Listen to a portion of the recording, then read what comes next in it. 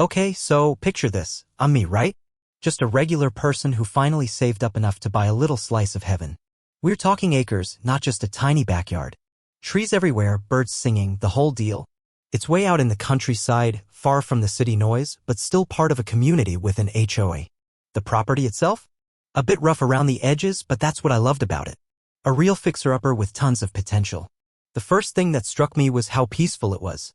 No sirens, no car alarms, just the sound of wind in the trees. It felt like a world away even though it was only an hour's drive from my old apartment.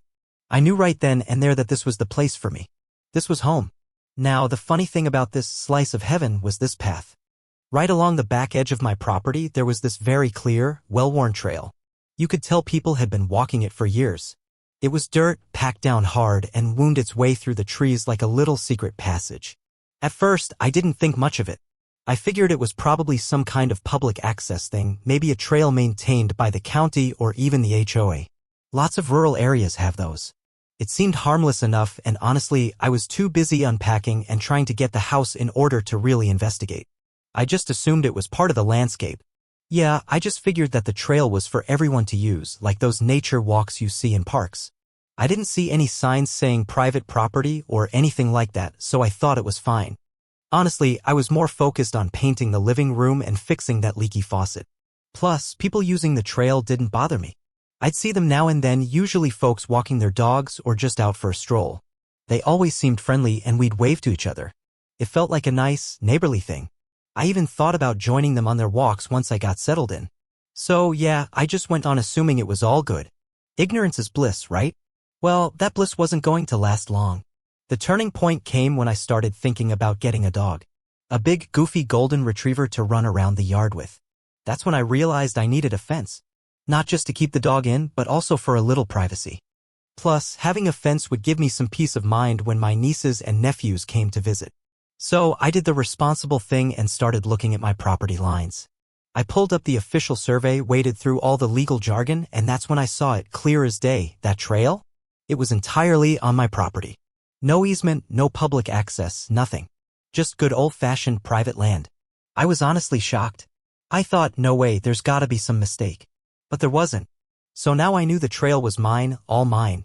I felt a little bad, sure, but property is property, right? And I really wanted that dog.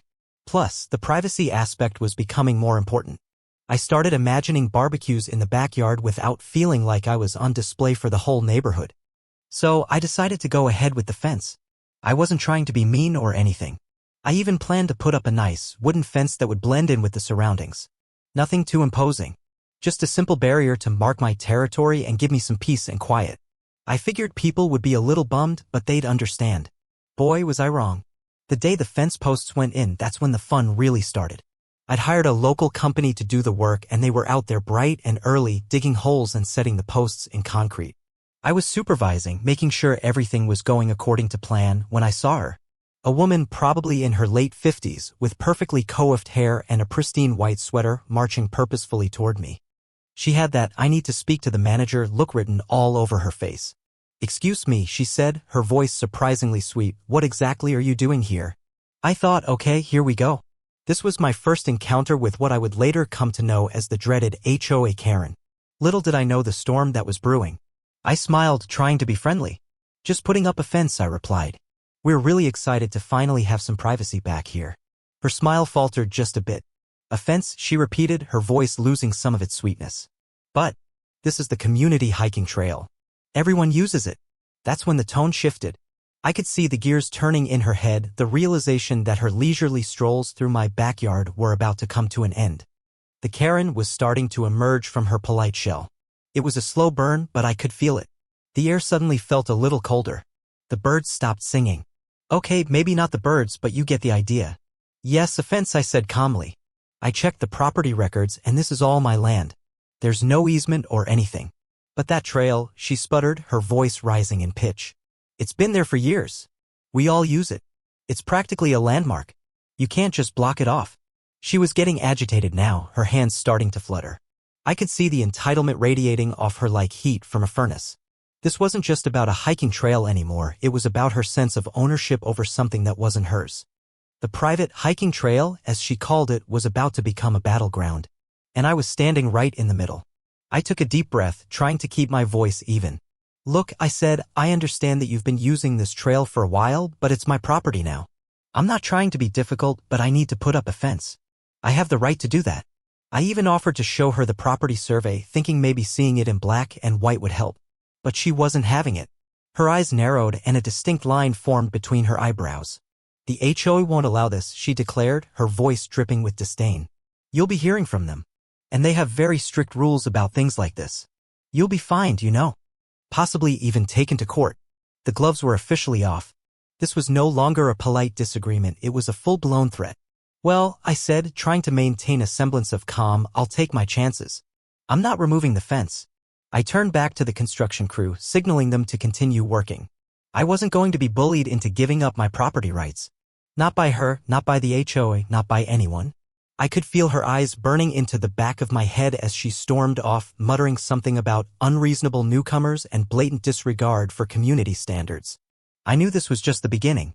The first shot had been fired and the battle lines were drawn. I braced myself for what was to come. The HOA Karen was officially on the warpath. True to her word, a few days later I received a letter from the HOA. It was official-looking with the HOA logo emblazoned at the top and filled with legal jargon that made my head spin. The gist of it was clear, though, violation of community access guidelines. They demanded that I remove the fence immediately, citing the established hiking trail and claiming it was a violation of some obscure rule about maintaining neighborhood connectivity. The letter went on to threaten fines, legal action, and even the possibility of having a lien placed on my property if I didn't comply. It was intimidating, to say the least. But I wasn't backing down. I knew I was in the right, and I wasn't going to let the HOA Karen and her cronies bully me into giving up my land. Time to fight back. So I sat down and drafted a very detailed response to the HOA. I included a copy of my property survey, highlighted the absence of any easements, and cited relevant property laws. I explained again that I understood their concerns, but that I had a right to build a fence on my own property. I made sure to keep the tone polite but firm, factual, and unemotional. I wasn't going to stoop to Karen's level. I wanted to present a clear, logical argument that left no room for interpretation. I even included a friendly suggestion that they review the property records themselves before taking further action. I hit send, feeling a small sense of accomplishment. I'd stood up for myself. But I knew this wasn't over. Not by a long shot. A few weeks went by and I didn't hear anything back from the HOA. I started to think maybe, just maybe, they'd actually listened. Maybe they'd looked at the property records and realized I was right. Maybe Karen had finally accepted defeat. But then, one sunny afternoon, I was out in the yard weeding the garden when I saw them coming. Karen, leading a small parade of neighbors, all looking grim and determined. They marched right up to my property line, stopping just short of the newly erected fence. Karen, of course, was in the lead, her face a mask of righteous indignation. This was it. The public shaming was about to begin. I straightened up, took a deep breath, and prepared for battle. Round 2. We're here to talk about the fence, Karen announced, her voice ringing with authority. We all feel it's unfair and inconsiderate to block off the trail like this. It's been a part of this community for years, and you're disrupting a valuable resource. The other neighbors nodded in agreement, their faces a mixture of anger and disappointment. I recognized a few of them. The nice old couple who walked their dog every morning, the young family with the stroller. They all seemed genuinely upset. It was clear that Karen had rallied the troops and was trying to pressure me into submission through public opinion. The atmosphere was thick with tension, and I felt a wave of discomfort wash over me. This was going to be ugly. I sighed, trying to keep my voice level. I understand your frustration, I said, but I've shown the HOA the property survey. This is my land. I pay taxes on it. I have a right to build a fence. Karen scoffed. Property rights? What about community rights? What about the rights of the people who have been using this trail for years? Her voice was getting shrill, her eyes wide and frantic. She started rambling about tradition and fairness, completely ignoring the fact that she was standing on my property, demanding access to something that wasn't hers. The other neighbors shifted uncomfortably, some looking embarrassed by her outburst. Karen's behavior was becoming increasingly irrational, and the whole scene was incredibly awkward. I just wanted it to be over. Despite the group's hostility and Karen's increasingly unhinged ranting, I stood my ground. I'm sorry you're upset, I said, my voice calm and steady, but my decision is final. The fence is staying. I pointed out that there were other walking trails nearby, that the fence wasn't designed to be malicious, and that I valued my privacy. I tried to reason with them, but it was clear that Karen had already poisoned the well. They weren't interested in hearing my side of the story. They just wanted me to back down. But I wouldn't. I repeated my position calmly and factually until they finally gave up and trudged away, defeated but still glaring. The encounter left me feeling drained and shaken, but also resolute. I knew I'd done the right thing, even if it meant making a few enemies. Not long after the neighborly showdown, another letter arrived from the HOA. This time, the tone was even more severe. They dismissed my previous letter as unsubstantiated and reiterated their demand that I remove the fence. They also informed me that the fines were now escalating and threatened to take legal action if I didn't comply within a week. It was clear that the HOA wasn't backing down. Karen had obviously gotten to them, and they were determined to make an example of me. I felt a surge of anger and frustration. This was getting ridiculous. I knew I needed to take this to the next level. It was time to lawyer up. I couldn't fight this battle alone anymore. The stakes were too high. I found a lawyer who specialized in property disputes and HOA issues. After reviewing my case and all the documentation, she confirmed what I already knew. I was completely in the right. The trail was on my property, and the HOA had no legal basis to demand its removal. She advised me on how to respond to the HOA's latest threats, emphasizing the importance of standing my ground and documenting everything.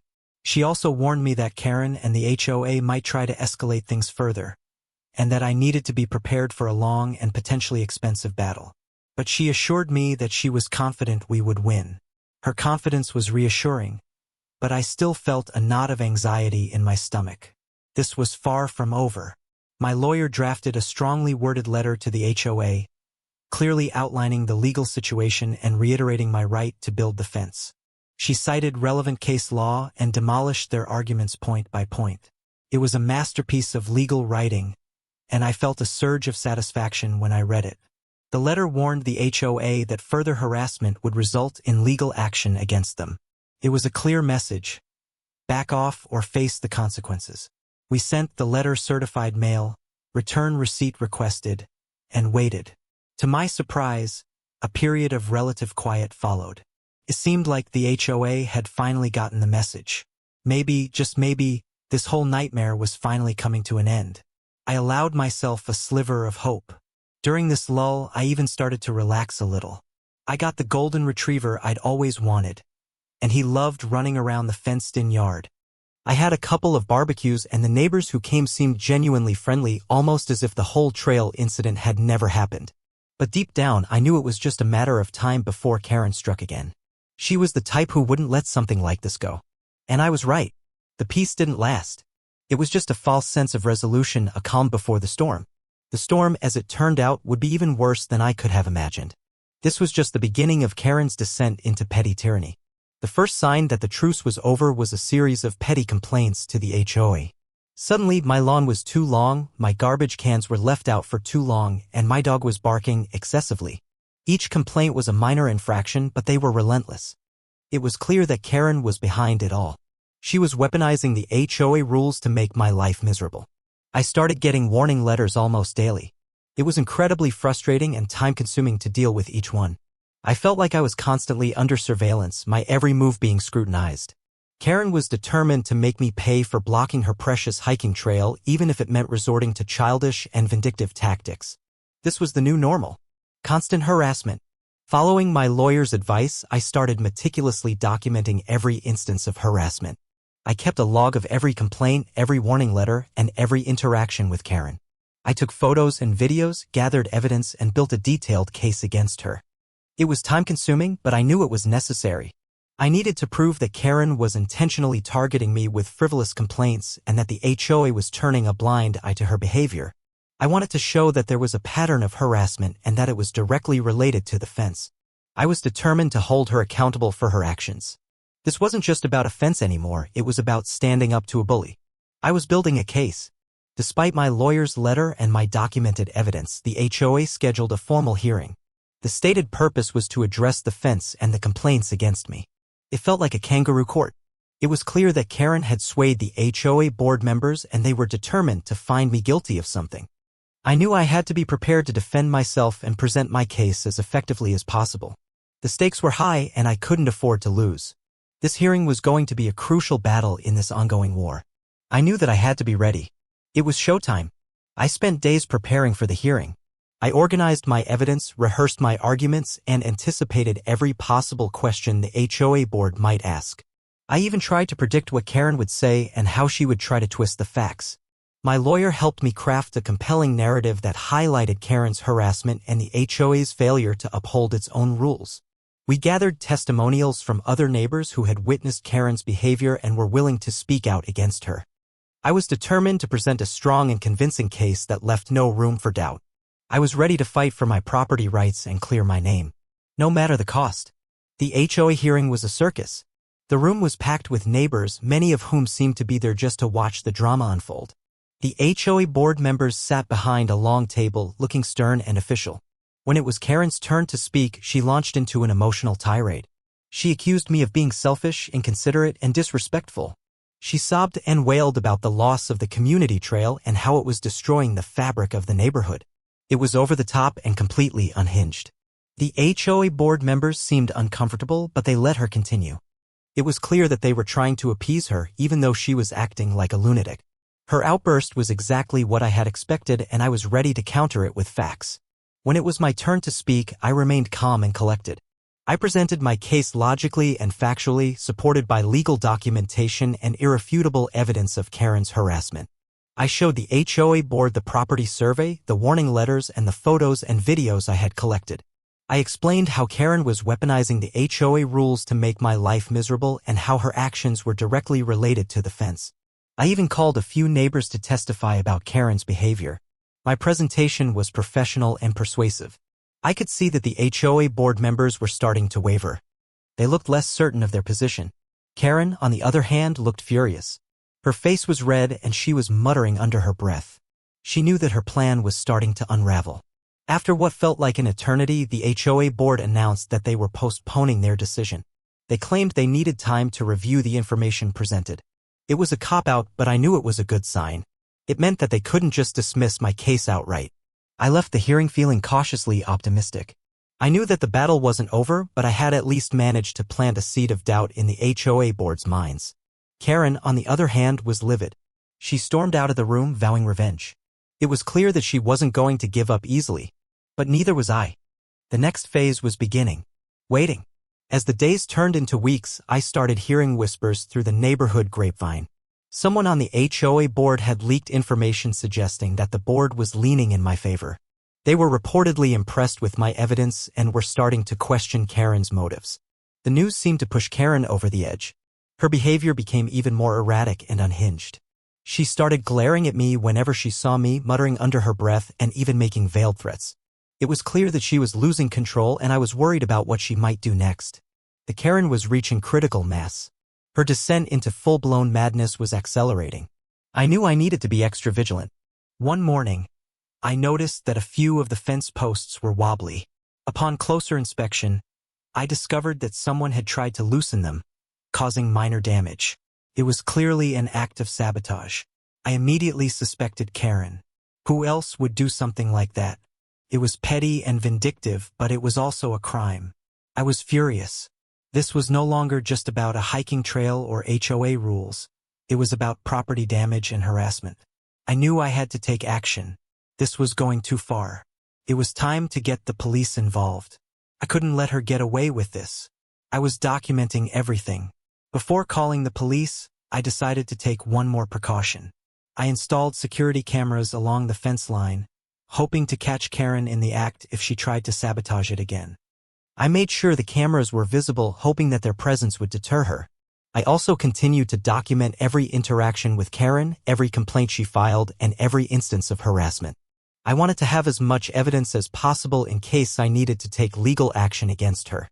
I was determined to protect my property and my peace of mind, even if it meant turning my home into a fortress. It was time to gather evidence. The cameras were rolling. Finally, the HOA delivered their verdict. In a formal letter, they officially ruled in my favor, acknowledging my property rights and stating that I was within my rights to build the fence. They also condemned Karen's harassment and warned her that any further complaints or actions against me would result in sanctions. I was elated. I had won. After months of stress, frustration, and legal battles, I had finally prevailed. The HOA had seen the light and had sided with me. It was a huge victory, and I felt a surge of relief wash over me. But I knew that Karen wouldn't take this lying down. The final confrontation was coming. A few days after the HOA ruling, I was in my garden when I heard a blood-curdling scream.